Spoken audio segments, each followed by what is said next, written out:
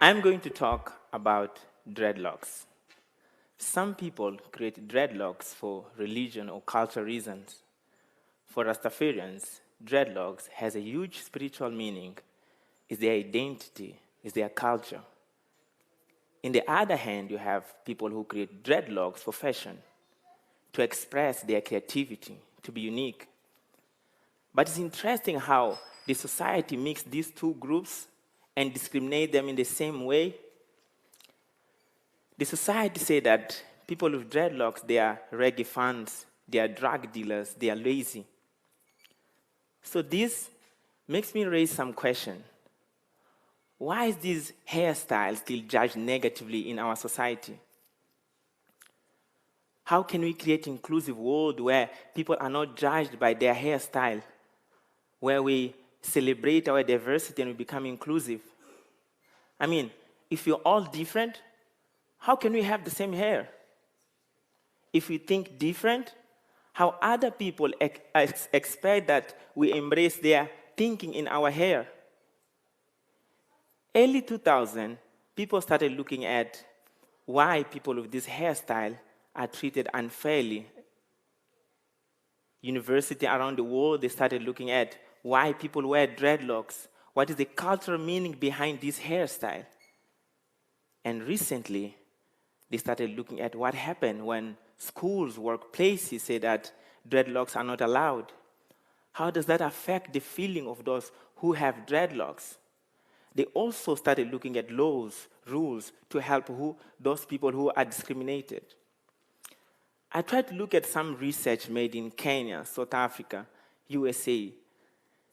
And it's interesting how they all have common results, where they say that people with dreadlocks are treated unfairly when we look at schools and workplaces. They hear negative comments. They say that people with dreadlocks are less professional, are less intelligent, are more incompetent comparing with people with straight hair. So, let me tell you a story. In Mozambique, if you're a student, it's very difficult to have a long hair or dreadlocks. That will give you a huge problem in your family and school. In your family, your mother will comb your hair so strong that if you complain, she'll just ask you a simple question. Why are you suffering if you have the solution? And the next day, you will have your hair cut. In the school, the security guard would not let you in. And if you manage to trick him, the teacher would send you out. So during that time, where everyone was asking us to cut our hair, in my neighborhood, we started hearing stories about these kids who got HIV because the hairdresser would use the same blade to cut hair, the same people, without disinfecting it. But we did not have a choice. We had to cut our hair. The only thing we had to do is to remind him to disinfect it and pray so that we can exit that place the same way we arrived. My father lived and worked in South Africa. In South Africa, it's common to see people with dreadlocks, long hair, afro hair in the street, and I found that amazing and beautiful. When I came back, I started traveling for jump rope competitions. In France, I saw this jumper with amazing skills, with a long blended hair. Somehow he highlighted the idea I had of creating dreadlocks. When I came back, after a few years, I made a huge decision. I mean, since 2004, I've been a reference in jump rope when it comes to jump rope in my country. And I wanted something that would make me unique compared with my teammates. So I decided I will create my dreadlocks. By the time I made that decision, I was already in my first year of university. And I said, I'm not in a high school anymore. There's no teacher that will ask me to cut my hair. This is university. People know that it's not about my hair, it's about my knowledge. That was the excuse I gave to myself. But the first day I entered in class with dreadlocks, the negative comments started from teachers. They would say, what are you doing? What is that in your head? Do you think that you're a girl? That hair, this is university. You need to look smart, not like a delinquent. And those negative comments passed weeks, months, until one day one of my teammates, one of my colleagues at university said, "Look, Elvis, your hair does not look good, but I'm sure that after a few months or years, it will be amazing. Just keep it on." Eventually, the teacher started talking less and less. And my last year at university, I got a job offer in a private school, but with one condition. They say, if you want to teach here, you need to cut your hair.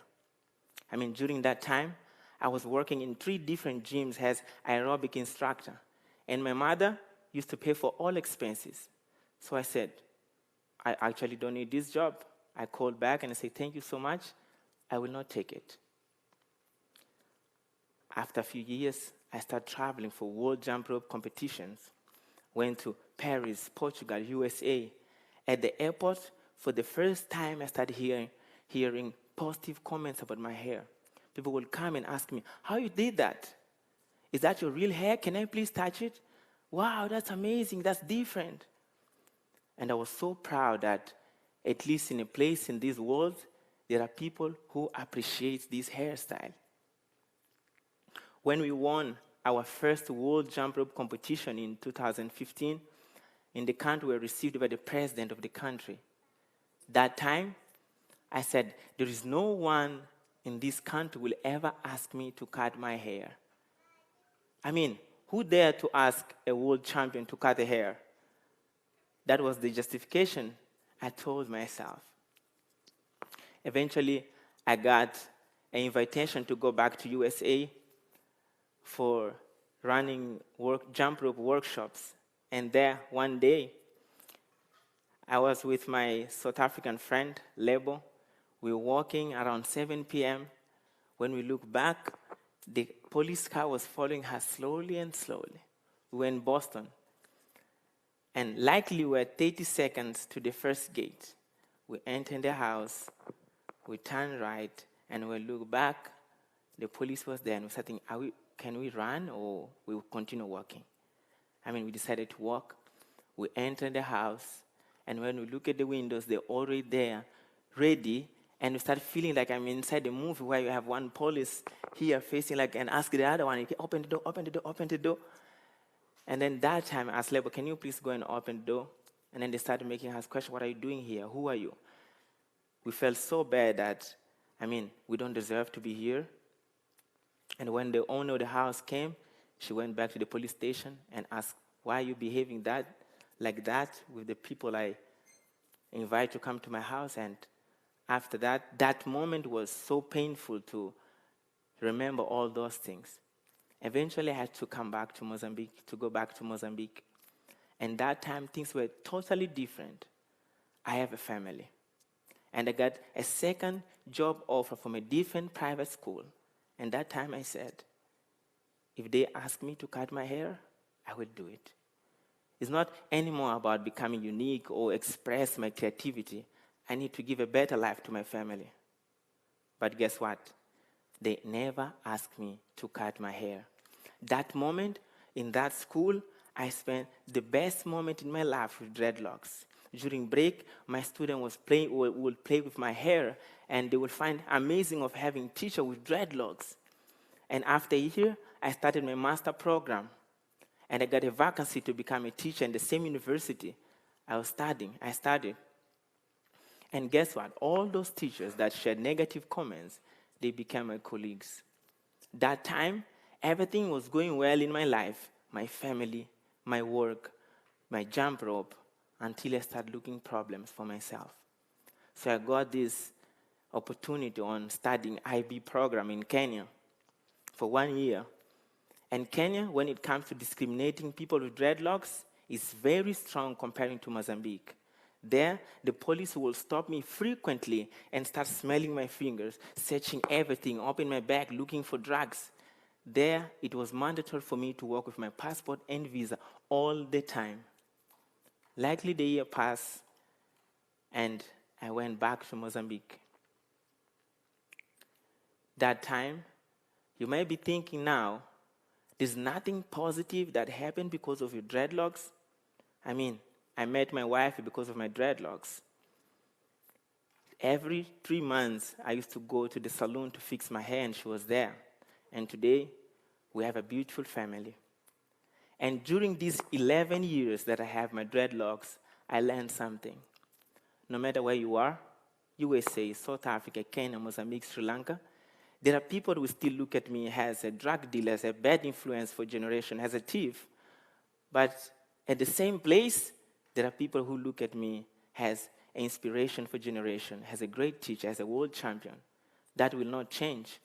That's why my goal with this talk is not to make people stop discriminating those who have dreadlocks. It's to show them that in the middle of all those people that you consider dirty, there are clean people. In the middle of all those people you consider less intelligent, there are intelligent people. And in the middle of all those people that you consider less professional, there are professional people. That also will not change. I'm lucky today to say that I managed to do my master program, to win 3 world jump rope competitions, to become a teacher at university, and become an international teacher. And the dreadlocks are still in my head. I don't know how the future will look like, but until there, this is who I am. This is my identity. Thank you.